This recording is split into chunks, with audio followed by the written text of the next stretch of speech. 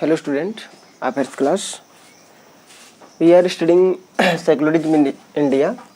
In previous video, we have understood about what is secularism and how secularism is different from Western ideology.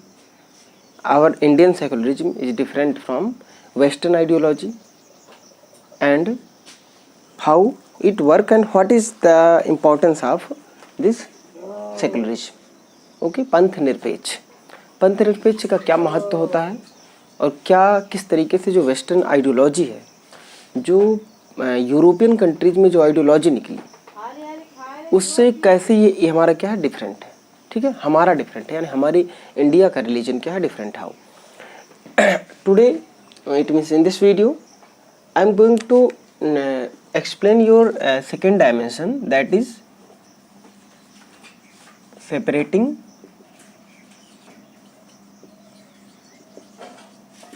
religion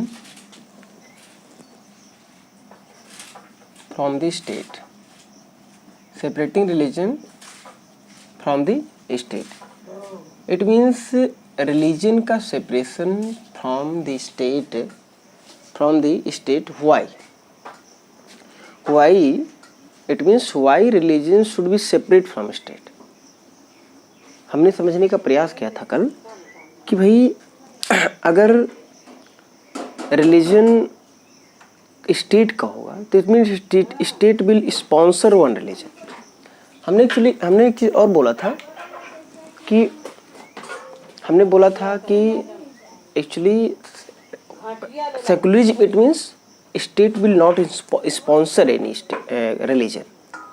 state will not sponsor any religion. Why?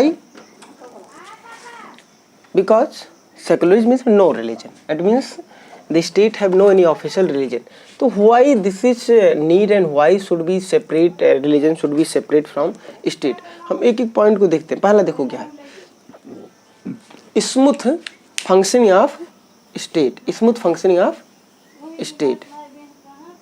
Smooth functioning of state क्या है? First क्या है? अगर first देखें तो smooth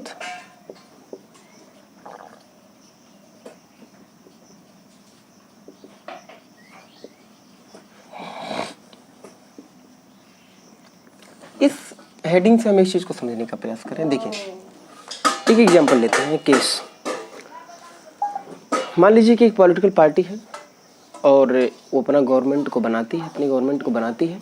government बनने के बाद क्या होता है कि वो एक विशेष रिलीजन को फोकस करती है.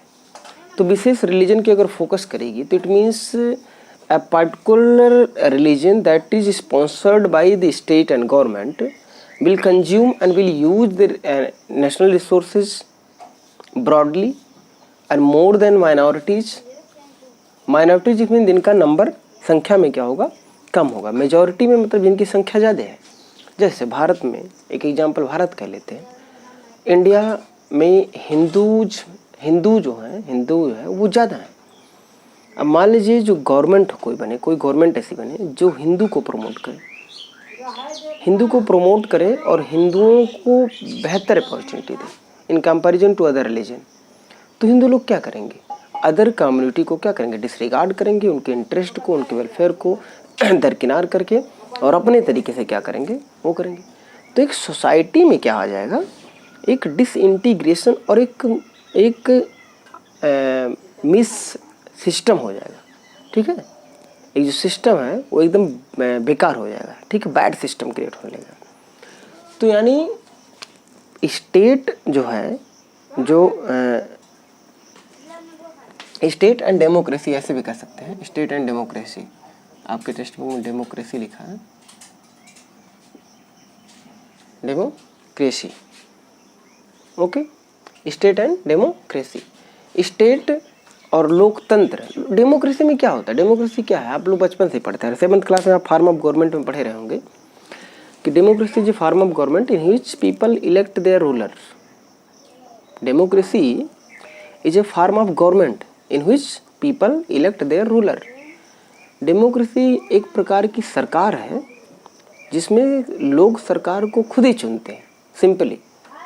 और एक तो नहीं तो आपको डिफिनेशन एक याद आता होगा कि democracy is a government of the people for the people, जो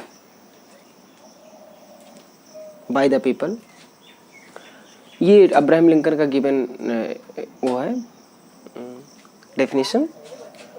तो अगर डेमोक्रेसी में क्या है, सभी लोग क्या होंगे, इक्वल होंगे, सभी लोग जो होंगे वो इक्वल होंगे। अब सभी लोग जब इक्वल हैं तो किसी एक रिलीजन को फॉलो करने वाले को कैसे प्रमोट कर सकता है कोई state? Any state how can promote any one religion if in democracy diverse people can live, diverse community can live in harmony, diverse community can live in harmony. That how can state promote or promote and can be state and in favor of any one religion? So secularism, it means no any official language of state and not promoting any one religion is very necessary for smooth functioning of democracy, for smooth functioning of democracy. Okay student, I think ये इस एक concept को आप समझ गए। भैया हमें देखिए इसमें सिर्फ दो चीज़ समझना है, कोई बहुत ज़्यादा हमें समझने की ज़रूरत नहीं है। हमें सिर्फ ये समझना है कि भैया हमें स्टेट से, अगर आप खुद ही सोचो बेटा कि आपको आपका स्टेट मतलब आपकी कंट्री है, आपकी गवर्नमेंट इट मीन गवर्नमेंट, क्यों एक रिलीजियस नहीं होनी चाहिए? क्यों धर्म गुरुओं का क्यों नहीं ऐसा कुछ, कोई धर्म गुरु क्यों नहीं शासन कर सकता? तो धर्मगुरु नहीं शासन कर सकता ना, कोई भी जा सकता है, किसी भी रिलीजन से जा सकता है, कोई भी जा सकता है। तो पहला क्या है उसमें, functioning of state and democracy. Second देखोगे, to protect fundamental right, to protect fundamental rights. Fundamental rights क्या होता है? देखो, we are a citizen and we have some basic need, and without that basic need we can't live in proper way, and we cannot develop ourselves, we cannot serve services for family or society in a proper way. For that all we need some basic authority to do anything, that's called right. And they are fundamental because without some factor we cannot run ourselves, we cannot stay in society. That is called fundamental rights. Suppose we are human and we have right to speak. और सोचिए अगर कोई ऐसी body हो, कोई सी political body हो जो किसी एक आपकी आवाज़ को दबा दे, आप बोल नहीं सकते हैं, आप सोच नहीं सकते हैं, आप देख नहीं सकते हैं, आप बाहर नहीं निकल सकते हैं, आप इस मंदिर में नहीं जा सकते हैं, आप you can't go there, you can not speak this, you can not oppose, you can not protest in front of him. Government is doing any wrong things, you can't protect. It means now you have not right to protect. If government is doing wrong, you have not a right to speak anything against the government.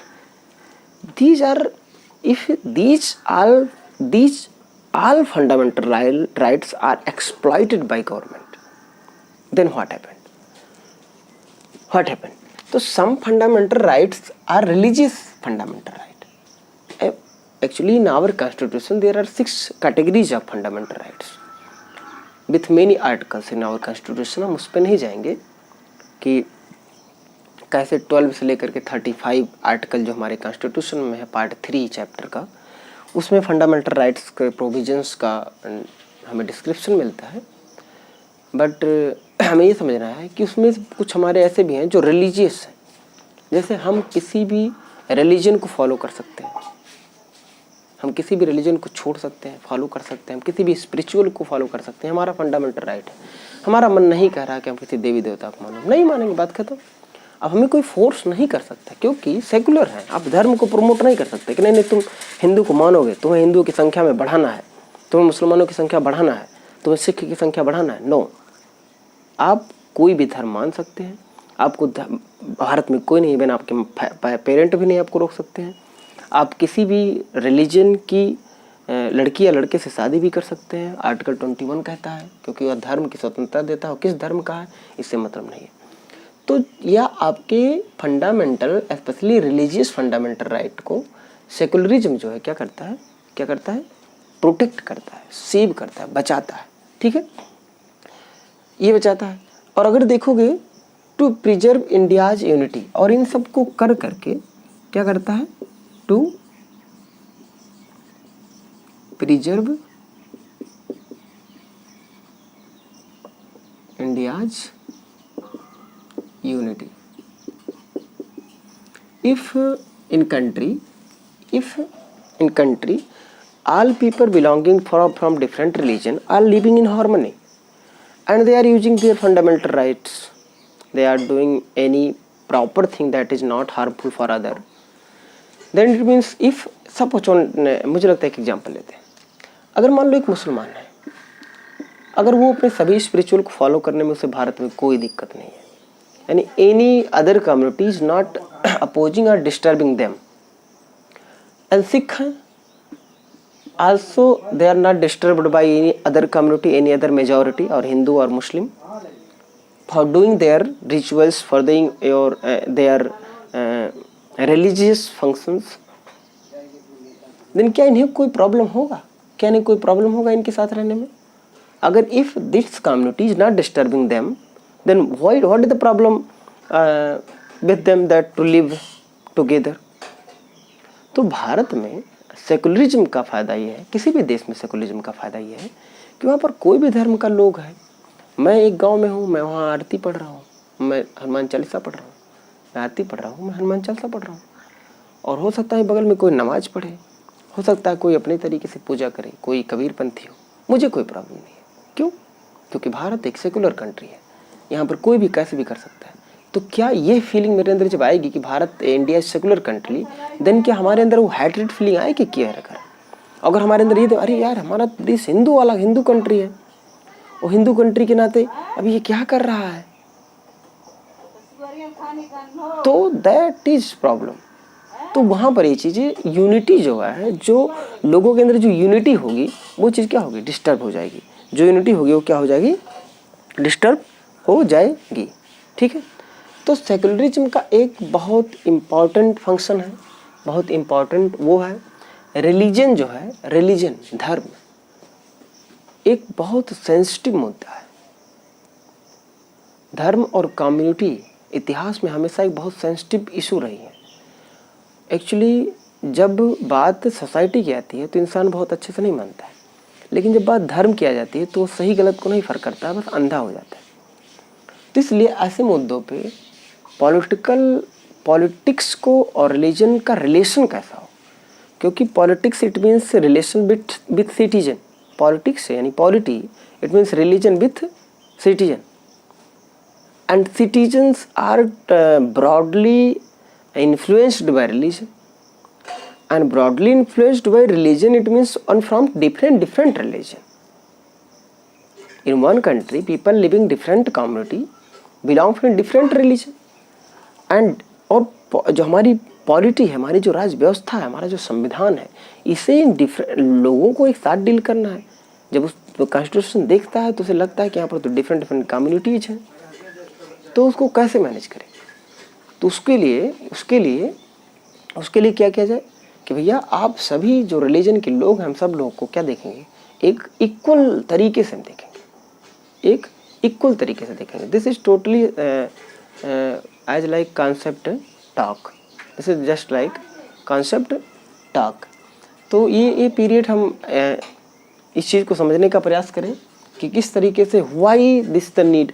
अब मुझे लगता है इस lecture के बाद आप बहुत easily समझ सकते हैं कि रिलीजन जो कि डिफरेंट लोग फॉलो करते हैं वो क्यों सेपरेट होना चाहिए एक स्टेट से। ठीक है, डेमोक्रेसी जो है लोकतंत्र है जिसमें सभी लोगों को बराबर अधिकार रहता है, सभी लोग समान तरीके से रहें।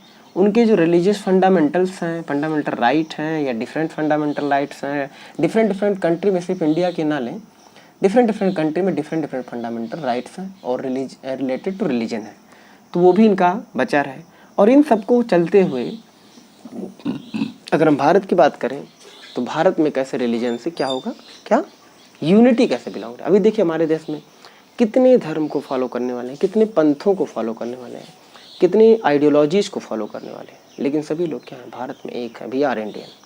ठीक है, तो अभी आज कुछ ज़्यादा ही सेंटिमेंटल क्लास हुआ, तो जय हिंद जय भारत, और हम आगे की क्लास में आगे के डायमेंशन को पढ़ने का प्रयास करेंगे। Thank you.